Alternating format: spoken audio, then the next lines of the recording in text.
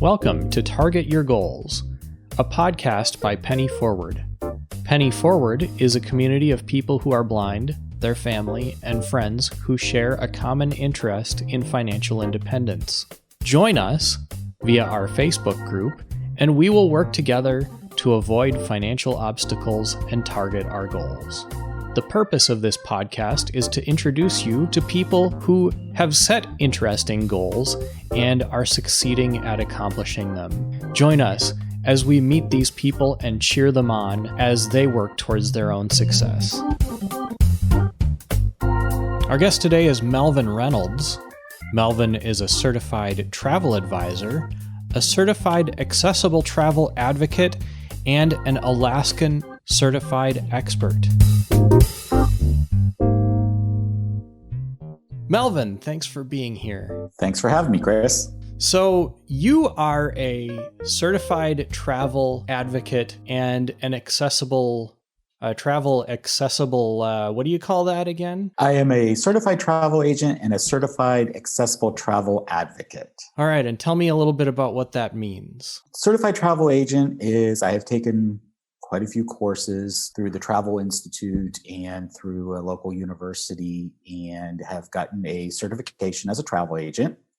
And the certified accessible travel advocate means that if someone is traveling and they need wheelchairs or they need braille or they need things for hearing adaptive equipment, I can get that for them. I can get oxygen. I can work with the cruise lines and have their adaptable equipment delivered directly to the cruise line or even to a hotel if they're staying at a hotel, or a resort if they're staying at a resort. That sounds pretty involved. How did you get started? I actually got started quite a few years ago.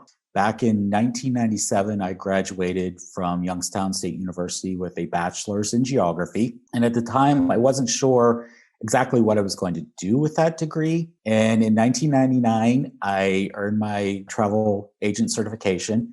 And this past year, I started working for Cruise Brothers as an affiliate agent. And one of the courses I had taken mentioned special needs group. And so I went and checked them out, and they offered this training, and I took it. It was a 3-hour training, all about the equipment that they offered and how I could better serve special needs clients. And you yourself are a special needs client? I am totally blind. I have been for 18 years this year. How do you go about getting a geography degree as a totally blind person? I was actually sighted at the time. I was sighted when I got the geography degree. I was sighted when I got my initial travel agent certification. I'm in the process of recertifying, which is a little different now that I've lost my sight. Some of the geography courses are a little tougher than what they were when I was sighted. But being I have the basic understanding from when I was sighted, it's not as hard, I don't think, as it would be to go at it if I had never taken those courses when I was sighted. And are you a traveler yourself? I am. I travel quite frequently. I love to cruise. I've been on 4 cruises so far, 2 to the Southern Caribbean, 1 to the Western Caribbean, and 1 to Alaska. I have 2 more planned this year that we hopefully will go off without a hitch. And then I have 1 planned for next January as well. And how many of them were after you lost your sight? All of them. All of the cruises have been after since I've lost my sight. I've traveled extensively within the United States. I've been to 36 of the 50 states, and the majority of those have also been after I lost my sight. Very cool.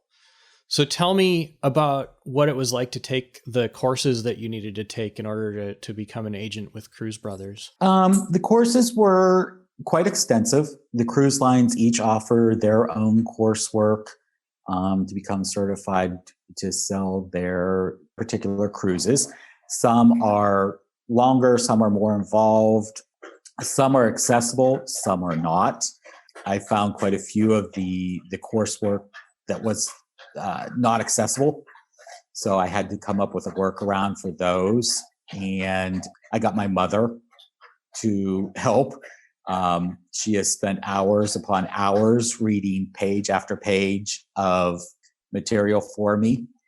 And with her help, I've been able to do all the coursework for the different cruise lines, even some of the land vendors that we use. What were some of the accessibility challenges you ran into? There would be slides, and within the slides, there would be numbers that you had to click on to expand a certain area of that slide, and VoiceOver just would not read those for me at all.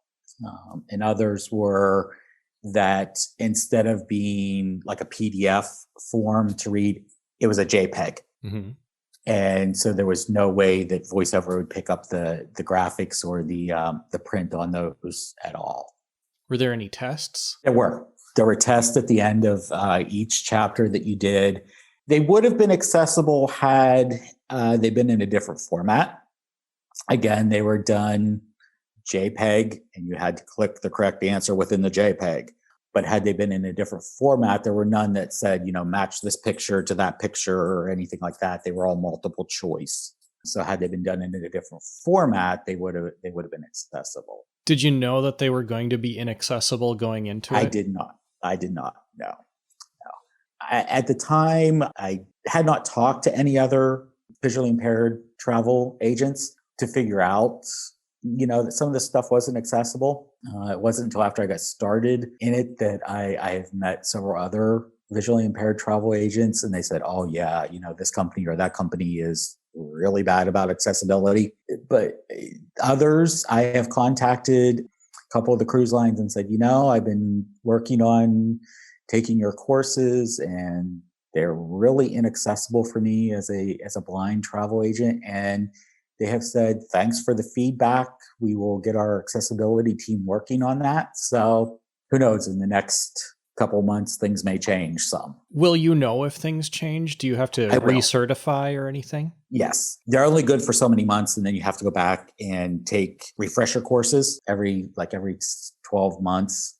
So a lot of them I will know if things have changed. Yes. I'm curious to know if the accessibility of a cruise line's courses has anything to say about the accessibility of their cruises from a traveler's perspective. No, I can verify that. One of the cruise lines that has some of the worst accessibility on their training site, their ships are some of the most accessible that I have been on. Braille on doors, talking elevators. They work wonderful with my guide dog. They make sure that they have the relief area set up for them. If it's not right, they'll change it, they'll move it, whatever I need them to do. They're really good about working with me as far as making sure that I have the paperwork I need to get the dog off the ship on the different excursions and that kind of thing. So they're really good. It's just that their training isn't accessible. I'm sure that many of us can relate to stuff like that. Yes. So talk to me about what it's like to be a blind traveler. It's totally different for me, having been sighted and then, now traveling as a totally blind person. To me, it's a little more complicated, I guess, just because I wasn't used to traveling that way. Like a meet and greet at the airport, or making sure that I have all the paperwork for the dog and that kind of thing if I'm going to a foreign country. Making sure that the cruise line or the airlines know that I am traveling as a totally blind person. So there's a little more work involved, I think, than traveling as a sighted person. Although it's just as enriching for me traveling now as I did when I was sighted.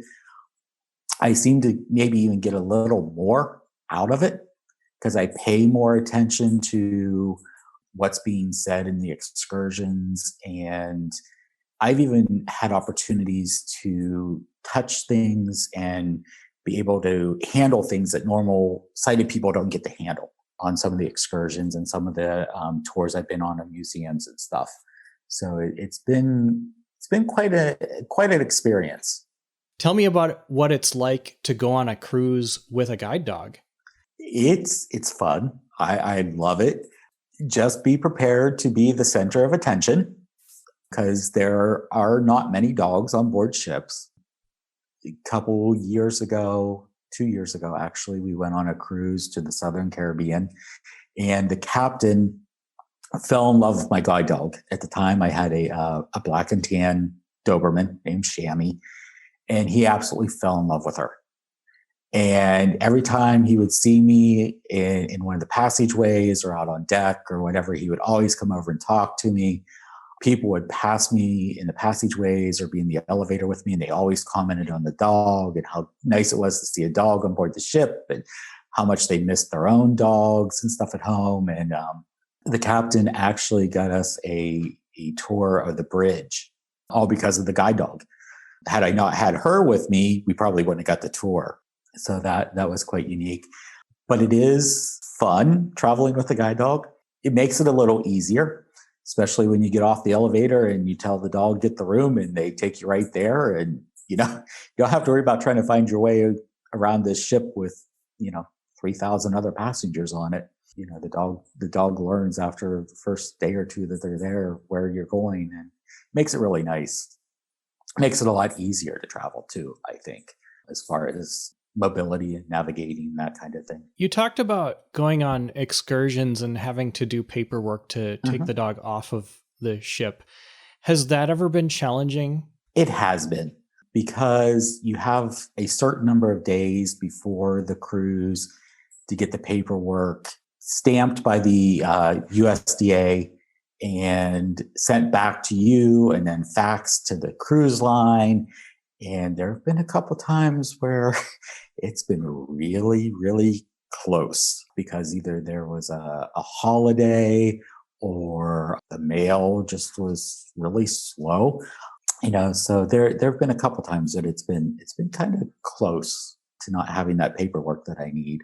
And especially being that I travel usually from Michigan to Florida and then leave on my cruises from Florida. And I'm usually down here for a couple months every winter. And my cruises are usually in January and February. So I have to find a vet down here then that's willing to work with me, having never seen my dog before. So it can be a little challenging. So they won't accept word from your vet in Michigan? Because it is more than 10 days before the cruise, no. Yeah. You have 10 days before the cruise. So if your cruise is 7 days long, you only have like a week before the cruise starts to get your dog to a vet, get them examined, get the paperwork to the USDA, get it stamped, get it back, and get it faxed to the cruise line. It's a real tight window that you have there to get the paperwork done and sent in.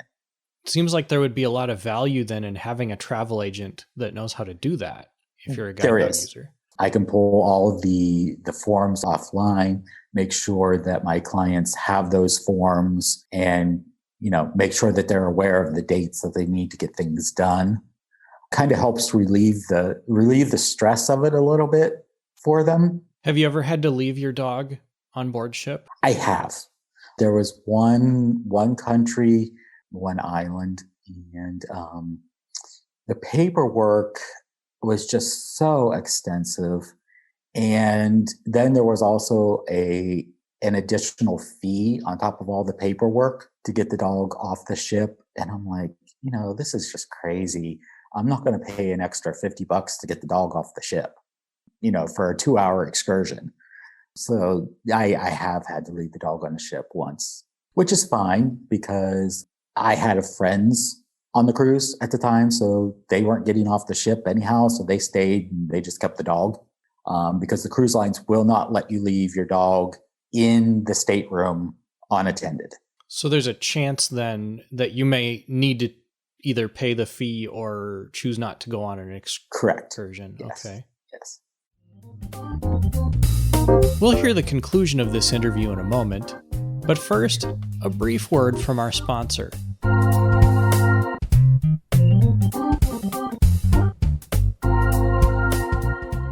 Does your audio project need a little pizzazz? Lasers? Dinosaurs? Monkeys? Ringing telephones? We can give you all those things and more. Check out our website, www.superblink.org.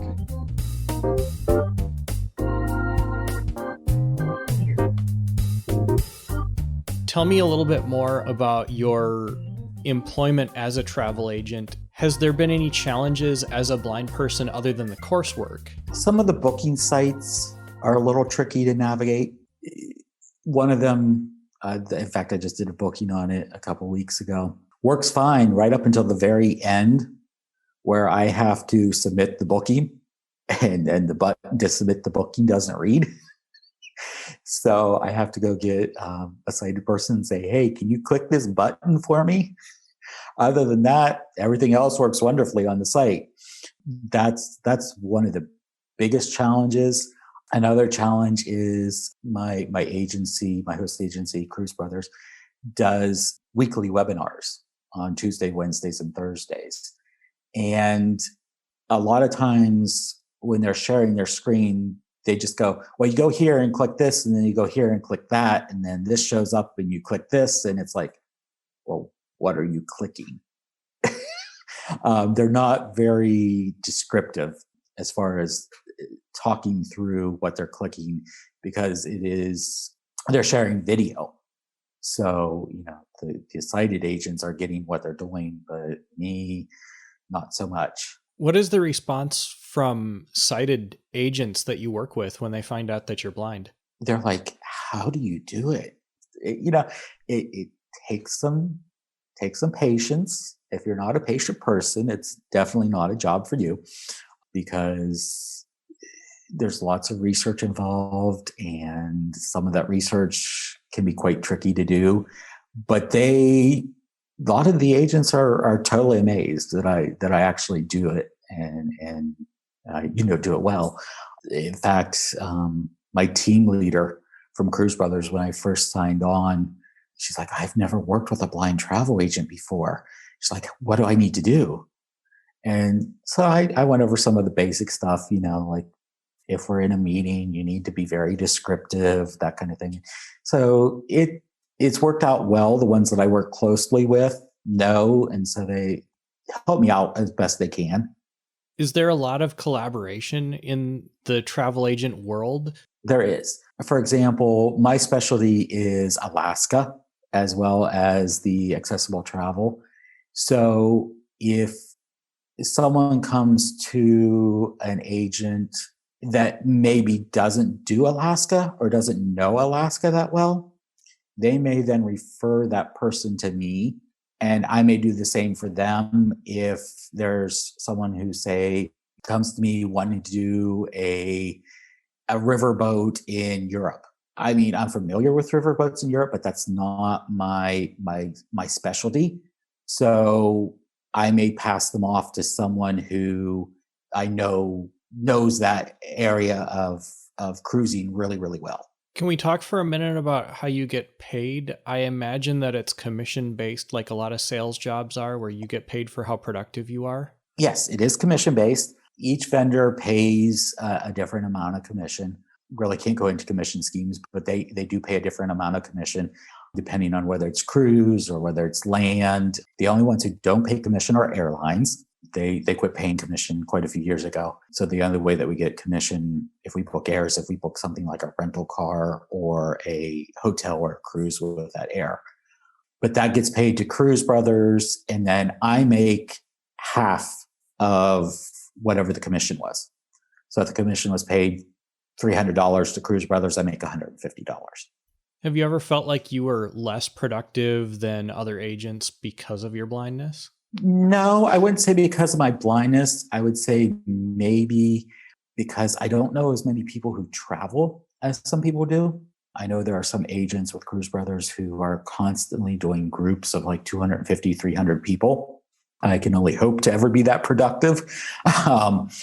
Just because, and maybe it does relate back to my blindness, means that I'm not out in the community as much as they are.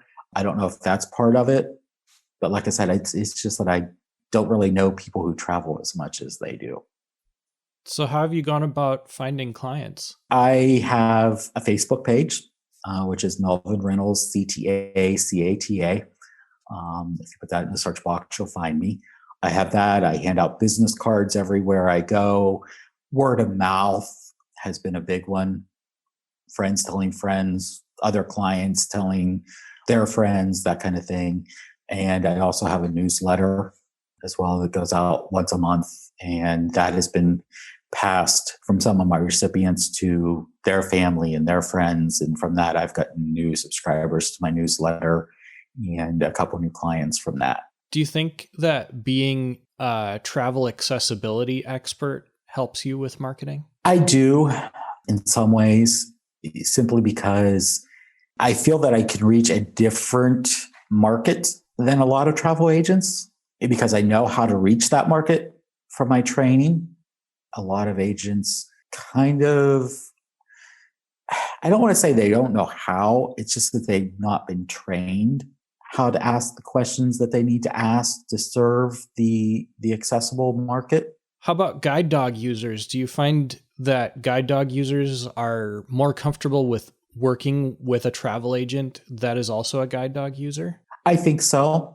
I think they are, simply because I know what they need to have, and they know that I know what they need to have to get their dog in this country or that country, or how to talk to the cruise lines or the resorts and say, my client has a guide dog, and what to request as far as accommodations from the cruise lines because of having to have had to request them for myself. Talk to me about a time maybe when you've been discouraged, felt like maybe this was harder than you thought or wanted it to be. I think the most discouraged I was when I started to take courses through one of the cruise lines, and I thought, oh, I'm going to love to do these courses for this cruise line because it's my favorite cruise line. I won't mention the cruise line's name, but it is my favorite cruise line. But when I got to those courses and just discovered that they weren't accessible, and I thought, after being on the ships and seeing how accessible the ships were, is this what everything's going to be like? It was kind of disheartening to see that. And once I figured out a workaround, it wasn't as bad. But at first, I'm like, oh, if this is what everything's going to be like, I don't know. Maybe I'll just give up and not do it. But friends said, no, we can work around it. We can work with you. We can help you. You'll be able to do it. And that kind of buoyed me and helped me get through it. So what keeps you going? The love of travel. I mean, just that wonder of exploring a new place, finding a new place, and hearing a client come back and say, oh, we went to this wonderful, I don't know, say monastery on one of the islands, and just had a wonderful excursion, had a wonderful time. That's what really keeps me going, is hearing the joy that I bring to my clients when I send them on a one of a kind vacation that they've always wanted to go on. Do you find that there are types of excursions that maybe lend themselves more towards a disabled traveler or a blind traveler than to a sighted traveler? Do you steer people towards things or away from things maybe? I give them options in a variety of categories, whether it's, we'll say in Alaska, one of the ports in Alaska, you can ride a helicopter and go hiking on a glacier, or you could ride a bus to a native village. And depending on the person's mobility and their level of activity and their level of balance, that sort of thing, I kind of give them options and let them choose themselves. If I know somebody can't hike 3, 4, 5 miles, then I may suggest some more of the less active excursions, the ones where maybe it's a city tour and you ride a bus and you may get on and off the bus a couple times to look at a statue or to take pictures or to sample reindeer chili or, something like that, as compared to a hike across a glacier.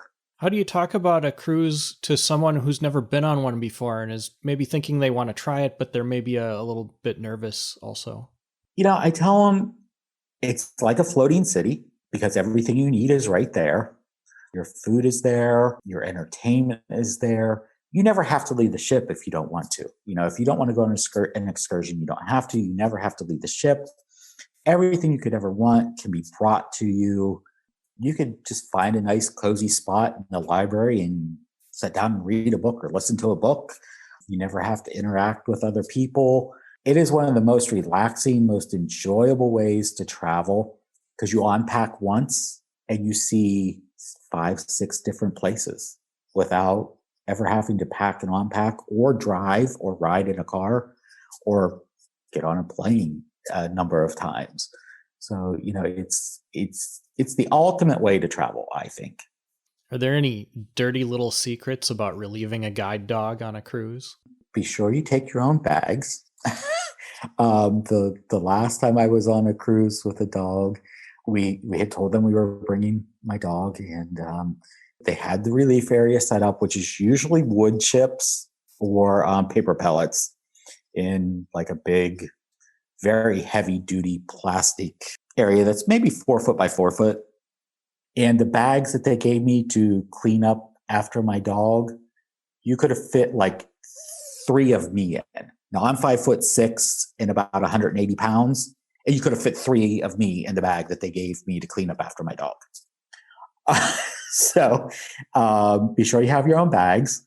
Before you leave, you may want to work with your dog to get them used to going on wood chips, especially if they're not used to going on something like wood chips or paper pellets. I would suggest, going and getting a kiddie pool and taking a bag of wood chips and throwing in there. And every time that you take your dog out to relieve them for like a week, maybe 2 weeks before you leave on your cruise, take them to that kiddie pool and have them relieve themselves in the wood chips, because most dogs really aren't used to going on wood chips. That kind of gets them used to that because that's what most cruise lines use. What is the most fun trip you've been on, do you think? It would have to be my Alaska trip. It would have to be my Alaska cruise by far. Just the whole culture that I experienced while I was there, the food that I got to experience while I was there, the history. There's a bit of everything in Alaska. And it really is America's last frontier to experience a ride over the White Horse Pass and learn the history of the gold rush, or to experience a native dance and psalm demonstration.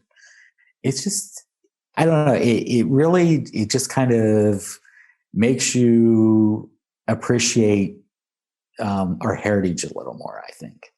I'm sure that many people like me are wondering, isn't it cold? It can be, depending on what time of year you go. But Juneau, most of the cruise lines go to Juneau, Ketchikan, and Skagway in Alaska. And during the cruise season, which is May through September, it's not real cool. I mean, it's in the 60s a lot. It can get as high maybe as the 70s. It's a little drizzly, but it's not bad. Where it starts to get cold is when you start to get more up towards the Arctic Circle, and then it starts to be colder a little more frequently. So what's next for you as a travel agent? How do you take it to the next level? Oh, wow. Next for me as a travel agent, I would love to be able to do a group cruise. I think I've never actually done a group cruise. I would love to do an escorted group cruise to someplace, whether it be Alaska or Hawaii or even the Caribbean. But I think that would be my next level, is starting to do groups. Sounds pretty fun to me. Well, Melvin, this has been an exciting trip, and I've learned a lot. And as a fellow guide dog user, I'm kind of itching to travel. So maybe we'll be talking again soon. Thanks for being here. Well, thanks for having me. I hope you have enjoyed this week's interview and will join us again next time. But before you go, would you ever give your 13-year-old a credit card? I read an article in Money Magazine the other day from a parent of a 13-year-old that was giving their 13-year-old a credit card. My first reaction was, that's crazy. But as I read on, I got more and more intrigued. The author's point was that by giving their 13-year-old a credit card and mentoring them in how to use it wisely, that they would be better prepared to handle using credit cards when they became an adult. Now, I don't know if I would be ready to give my 13-year-old a credit card, and I'm not sure that many parents would, but I think that there was a very valuable point in the article. And that was that we should all explicitly teach our kids about how to manage money wisely. Our kids learn a lot from the example we set, but sometimes the example that we set isn't necessarily the example that we would want them to follow. I think it's good to make sure that you explain to your kids what you are doing, why you are doing it, and be willing to admit that you're wrong. Explain to them how you could have done better, and help them to learn to manage money wisely. That way, they can avoid the financial obstacles of high credit card debt during college, and maybe not knowing how to invest in their 401k when they start work after college. We hope you have enjoyed this week's episode of Target Your Goals, a podcast by Penny Forward. For more information about Penny Forward, like us on Facebook, join our Facebook group, or visit www.pennyforward.com. Until next week, I'm Chris Peterson. Thanks for listening.